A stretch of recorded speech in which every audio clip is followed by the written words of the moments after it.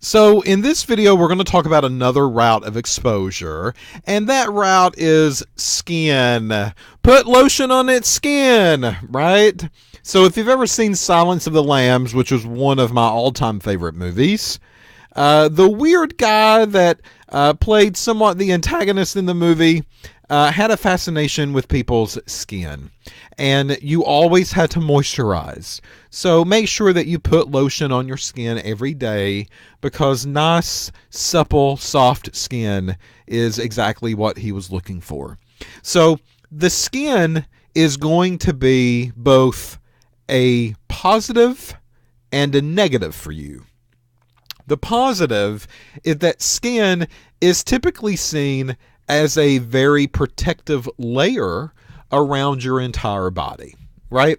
In order for something to be absorbed into your bloodstream, then skin is going to have to be penetrated. And most of the time, things on the outside, things in your environment, your skin is a blanket, and it helps protect you from all of these other nasty things that might be out there in the air that you're exposing yourself to. So skin is going to be a good thing, but skin is breathable. It is very porous, which means that things can enter inside of that porous blanket. What types of things can enter into that porous blanket? Well, a lot of times organic material can be absorbed through the skin. And the problem is that organic material is typically the ones that have toxic effects. Those are the ones that have hazards associated with them. So skin exposure is also called dermal exposure. It's both the same thing. Dermatologist is basically a doctor of the skin. And out of all of the routes of exposure, this one is typically the most common for you as a general employee or entry-level student. Something's going to get on your skin. You're going to pour a liquid on your skin. You're going to get a solid on your skin. And that is the traditional route, or the most common route of exposure for you and an entry-level worker. Now, we have to figure out how to prevent dermal exposure. And why do we want to prevent it in the first place? What's so big about it? If it absorbs through the skin, then so what? It's just going to maybe change color. It's going to dry out. Maybe only that affected area will be targeted. The answer is no, not really. That's not how any of this works. So if you get something on your skin, that's going to be the outside layer. And if something can absorb through the outside layer and get on the inside, then all of a sudden, you have your bloodstream to worry about. So now the chemical has a chance to spread throughout your entire body. It can go to other places in your body. It can target the organs, such as your liver or your kidney. It can be excreted eventually. It can stay in there for a long period of time. And it can slowly go through your skin into the bloodstream and cause you problems for days or even weeks. So we want to make sure that we are not exposing our skin to any type of hazardous substance. Once you touch it, once it comes in contact with your skin, you have a problem. Now, something else we need to mention, again, I think it's common sense, but we're mentioning it anyway. Exposure, a lot of people think you will know when it happens. But sometimes exposure here is just like all the other times. It could be invisible. That means you will get it on your skin and you will never know that it's present. You will get some type of powder smeared on you, but guess what? You'll never know it. Your skin will not feel different. It will not burn. It will not change colors. The only thing that happens is that it absorbs through your skin layer and enters into your bloodstream.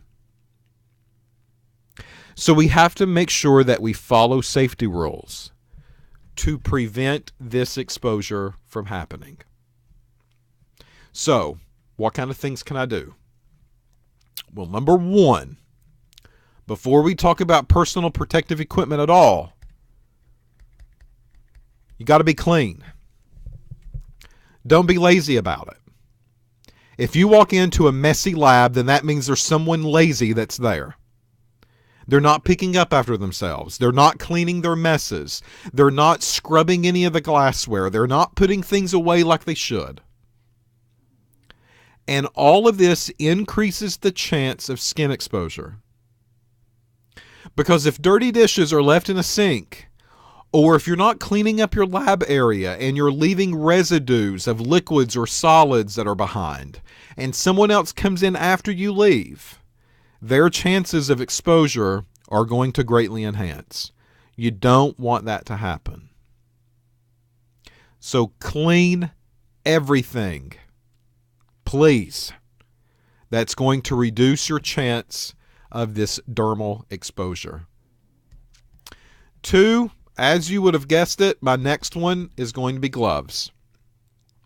You're going to be working with stuff, solids, liquids, maybe gases, things that are not hazardous, things that are hazardous. And those gloves are going to be very important. It's another layer of protection on your skin. Yes, your skin is protecting your body, but something could maybe need to be used to protect your skin so it can help protect your body, and gloves is one of those PPEs. Notice, like we first started out in the incident, gloves have different materials that they are made out of, and you want to pick the correct one. This means that you're going to have to do a little bit of research on your part. What type of glove is suitable for the compound that you're working with? Gloves, they are not universal. Never take that for granted. Always pick the correct glove for the chemical that you're using in the lab. Out of all of these, you're going to typically see nitrile come up often. Sometimes it is the most common type of glove that's used. That's because it is chemical resistant, but it doesn't resist all chemicals. But it does a pretty good job. That's why we use those most often. But depending on what you're actually using, nitrile might not make the cut. You need a different material instead. Well, why is this important? Chemicals, they can actually absorb through the glove material, depending on what it is. And if they absorb through the glove material, they also have the possibility of eating away the glove material. And that's going to not only increase your exposure, but increase your exposure big time, because you have no more protection on your hands. So that's going to be kind of number 2 that I'm going to tell you to do. If you're worried about skin exposure, wear your gloves, people. We have them. They're cheap. We've got boxes of them. Don't be afraid to put them on. That's why they're there. We want you to use them. Number 3, lab coats and aprons. Why do people wear lab coats and aprons? It's to help protect their skin. Bottom line, right? It's extra coverage. I know it doesn't look sexy, right? A real lab coat. Maybe the stuff at the Halloween stores, that's not a real lab coat. But real lab coats are made to cover your arms, or at least the majority of your arms, and also extra protection around your legs and your waist and your torso. That's typically where spills are going to happen. And that's just an extra layer that we can look at almost like skin that's going to help protect your clothes, which helps protect your skin so nothing can get on the surface of your skin. Number 4, you also want to wear appropriate clothing. You don't want to come in with shorts and tank tops. That's more exposure, more skin is out there for people to see and for chemicals to use. Don't be that type of person. And number 5, you also want to wear closed-toed shoes. You want protection against your feet. That's also skin. If something's going to spill, it's going to drip off the countertop most of the time. And off the countertop, it goes into the floor. And if you're standing nearby, there's a chance that it will probably splash on your feet. So closed-toed shoes, it's going to provide you some protection so that chemical cannot get onto your skin and have that type of exposure. So this is stuff, again, that I think is common sense. We've talked about it in the safety rules. But at least we're touching base on it one more time just to kind of shore up the reasonings of why we want you to follow certain rules in the lab. Next is injection. We talked about injecting yourself with chemical. A lot of people will scratch their head and say, well, why would anybody inject themselves? A lot of times when I say the word injection, they think of a needle.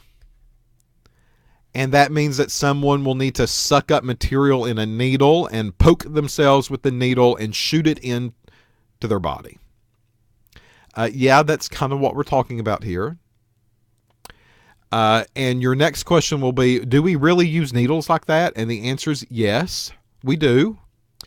Especially in the instrumentation portion of a laboratory, because many of the instruments will require a needle to inject sample with. A lot of times you have to load sample into that needle. You have to push that needle into the machine. You have to inject sample into that machine, and you have to hit the run button. Well, sometimes mistakes can happen, and that tip of the needle can accidentally puncture your skin, your finger, whatever the case is. So that's one of the things that we need to watch out for. Injection is not the most common, but it can happen. If I'm working in a nursing field, in a health field, in a clinical lab, then my chances of injection are going to greatly increase, right? If I'm working in a laboratory in a hospital, and part of my job is working with needles all day long that nurses are using and they're bringing to me for samples and for processing, then of course my chances of poking myself with that needle is going to be greatly enhanced. But just in a normal, typical laboratory environment, I could run across needles throughout the day. But that's not the only type of injection that we see. Because anything that's broken, like a broken piece of glass, would also give me injection exposure.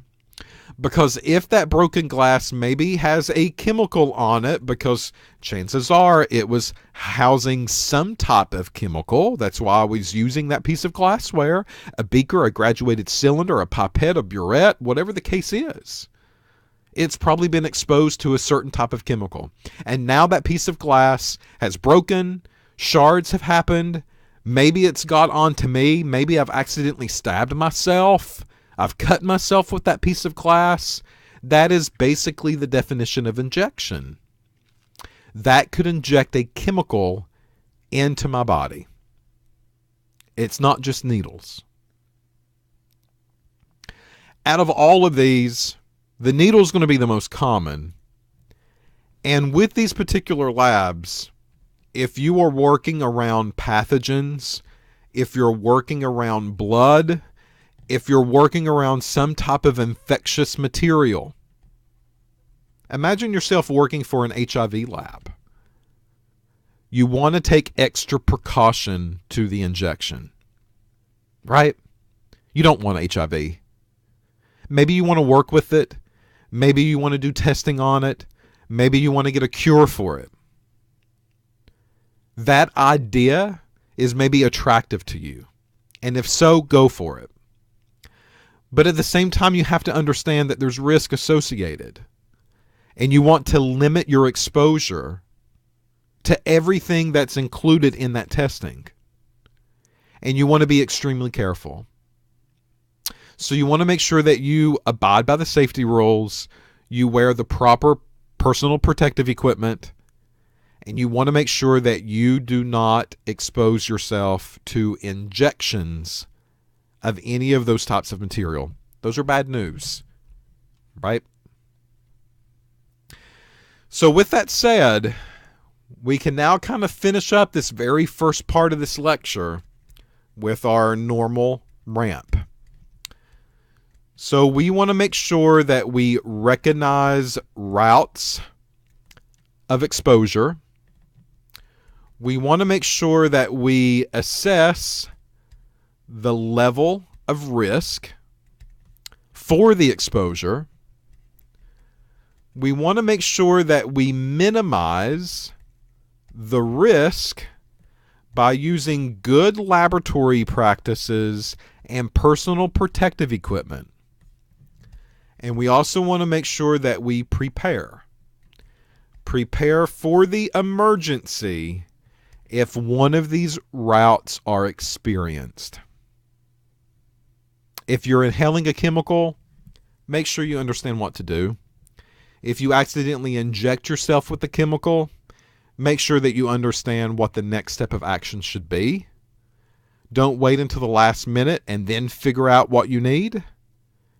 Go into it with information. Go into it with the research. And you'll be a much better student and a much better employee. Recognize, assess, minimize, and prepare. All right, so that kind of sums up this first section of the lecture module. So in the next section, we're going to continue on with this concept of hazards and exposure, and we're going to provide you a little bit more information that you can take away, basically allowing you to be more comfortable working with these types of materials.